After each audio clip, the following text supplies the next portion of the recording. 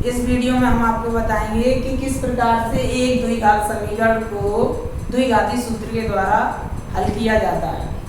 यानी कि पिछली वाली जो पार्ट 1 और पार्ट 2 वाली जो हमने वीडियो बनाई थी उसमें आपको बताया था कि एक द्विघाती समीकरण को पूर्ण वर्ग विधि के द्वारा किस प्रकार से सॉल्व किया जाए।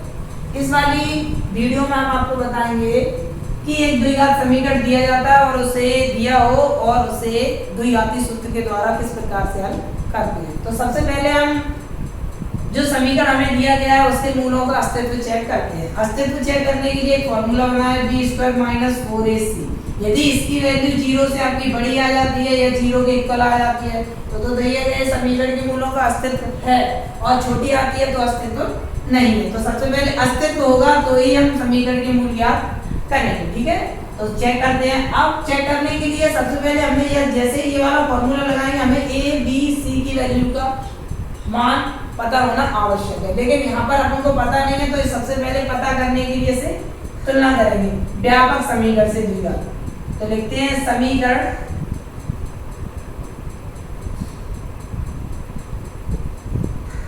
की तुलना ax² प्लस के bx प्लस के c बराबर 0 से करने पर। यहाँ पर हम देख रहे हैं कि x² का गुणांक a है तो a लिख दिया। यहाँ पर हम देखते हैं x² का गुणांक 5 है तो यहाँ 5 लिख दिया, यानी a की वैल्यू आपकी 5 आ गई। यहाँ देख रहे हैं कि x का गुणांक b है और यहाँ x का गुणांक -6 है तो b की वैल्यू आपकी आ जाएगी -6। यहाँ पर हम देखते हैं कि c के स्थान पर यहाँ -2 लिखा है तो c की वैल्यू आपकी -2 आ जाएगी। अब हम फॉर्मूला देखते हैं ये वाला लगा के चेक करने के लिए अस्तित्व है या नहीं। -6/2 4 मल्टीप्लाई 5 मल्टीप्लाई -2। हमने देखा कि -6 का वर्ग करते हैं तो हम 36 आता है और माइनस का माइनस में प्लस 4 × 20 20 दूनी 40 यानी कि 40। दोनों को ऐड कर दिया तो कितने आ गए 76 यानी कि 76। यहाँ देख रहे हैं कि जो अपना b² - 4ac चल रहा था इसकी जो वैल्यू है वो आपकी 0 से बड़ी है तो लिख देते हैं अतः दिए गए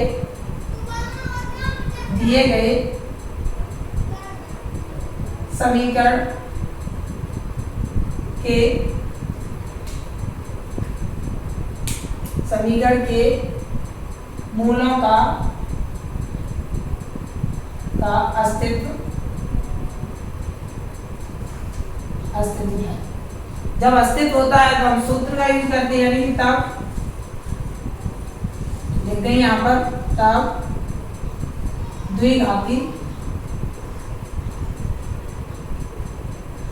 सूत्र x बराबर माइनस के b प्लस माइनस रूट के अंदर b² - 4ac अपॉन में 2a इतने से हम मूल ज्ञात करेंगे। ठीक है, लगाते हैं मान इस सूत्र में माइनस b की वैल्यू यहाँ पर चल रही है -6 तो ब्रैकेट में लिख देंगे b की जगह पे -6 प्लस माइनस रूट के अंदर। अब यहाँ पर b² - 4ac की जो वैल्यू है पूरा हल करने की आवश्यकता नहीं है क्योंकि हम यहाँ पहले से ही सॉल्व करके ला चुके हैं। आंसर कितना है 76, तो आप डायरेक्ट ले सकते हैं इस पूरे की वैल्यू यहाँ से। अपॉन में कितना चल रहा है 2 मल्टीप्लाई a की वैल्यू आपकी 5 चल रही थी, माइनस का माइनस में मल्टीप्लाई किया 6 आ गए प्लस माइनस रूट के अंदर 76 अपॉन में 10।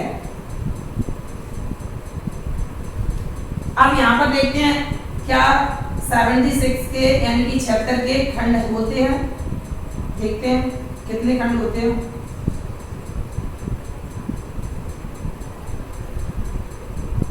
2 3 6 3 2 8 16 8 19 दूनी 38। ठीक है, यानी कि यहाँ पर आपके पेयर मिल रहा है यानी कि जोड़ा मिल रहा है 2 का, तो 2 तो बाहर आ जाएंगे यानी कि हम पहले लिख देते हैं आपके रूट के अंदर जो 76 लिखे थे उनकी जगह पे हम एक खंड लिखते गए, जिससे कि आपको समझ में आ जाए। नहीं तो आप डायरेक्ट कर सकते हो।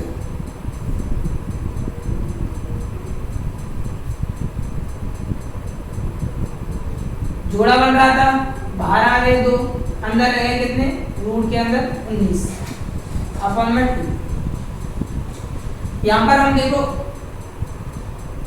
2 कॉमन ले सकते हैं, या 2 ऐसा करते हैं हम, एक बार प्लस चिन्ह लेने पर जब आप प्लस लेंगे तो माइनस को यहाँ पे हटा देंगे, माइनस को यहाँ से हटा देंगे।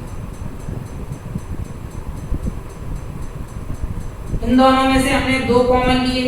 कॉमन लेने का मतलब डिवाइड देना, डिवाइड देते हैं, यानी कि डिवाइड देते, जो नंबर आप कॉमन ले रहे हैं उसका डिवाइड आप देते जाओ, जो आंसर आता जाए उसे ब्रैकेट के अंदर लिखते जाओ। 2 का डिवाइड 6 में दिया, 3 है तो 3 लिख दिए। 2 का डिवाइड जब हम इसमें देंगे तो 2 से 2 कैंसिल हो जाएंगे और प्लस के बचेंगे रूट के अंदर 19 अपॉन में 10। और देखो ये 2 से ये 10 कट जाएंगे तो आपका फाइनल आंसर आपका बचेगा 3 प्लस रूट के अंदर 19 और अपॉन में 5। यानी कि एक तो आपको x की वैल्यू पता चल गई, दूसरी वैल्यू पता करने के लिए हम लेते हैं माइनस चिन्ह लेने पर। जब हम माइनस लेंगे तो यहां से माइनस को रखेंगे और प्लस को हटा देंगे।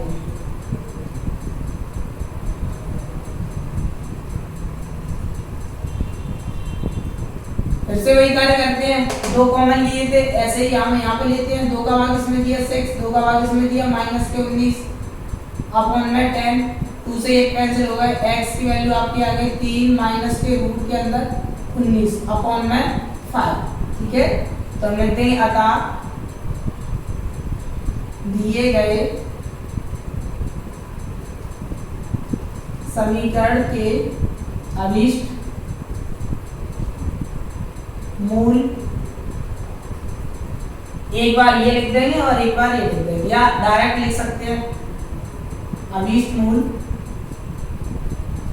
ब्रैकेट के अंदर लिख दिया 3 माइनस के रूट के अंदर 19 अपॉन में 5 एवं 3 प्लस रूट के अंदर 19 अपॉन में 5। इस तरीके से हम इस सूत्र की सहायता से समीकरण के मूल ज्ञात कर सकते हैं। द्विघाती सूत्र के द्वारा सबसे पहले हम इनमें सबसे पहले मेन चीज क्या होती है, यहाँ पर हम सबसे मेन चीज होती है पहले जो समीकरण दिया गया है उसकी तुलना जो है ना वर्ग समीकरण के व्यापक रूप से करेंगे। सब व्यापक रूप से जब करते हैं तो सबसे पहले हमें a, b, c के मान पता चल जाते हैं, और जैसे ही आपको a और b और c के मान पता चलते हैं तो आप सबसे पहले ये देखो कि ये समीकरण दिया गया है, इसके मूलों का अस्तित्व है या नहीं है। तो मूलों का अस्तित्व इस सूत्र की सहायता से आप चेक करेंगे। यदि इसकी वैल्यू 0 से बड़ी आ जाती है तो आप कह देते हैं कि मूलों का अस्तित्व है, यानी कि ये 0 से बड़ी आ रही, तो आप कह देते हैं कि मूलों का अस्तित्व है। और अस्तित्व है तो द्विघाती सूत्र का प्रयोग करके इसके हल करेंगे। जैसे कि हमने जो लगाया द्विघाती सूत्र, इसे कहते हैं द्विघाती सूत्र। जब हम इसमें मान रखेंगे तो हम यहाँ पर पहुंच जाएंगे लास्ट वाली स्टेप पे सॉल्व करते करते। यहाँ पर क्या करना है, आपको एक बार प्लस चिन्ह लेना है। जब आप प्लस चिन्ह लेंगे तो आप यहाँ से माइनस को हटा देंगे, यानी कि प्लस ही होना चाहिए। फिर आप सॉल्व कर लेंगे, एक आपको मूल मिल जाएगा। दूसरे मूल पता करने के लिए यहाँ पर एक बार माइनस चिन्ह लेंगे। जब माइनस चिन्ह लेंगे तो यहाँ से प्लस हटा देंगे और यहाँ केवल और केवल माइनस लिखेंगे, जिससे हमें दूसरा मूल पता चल जाएगा।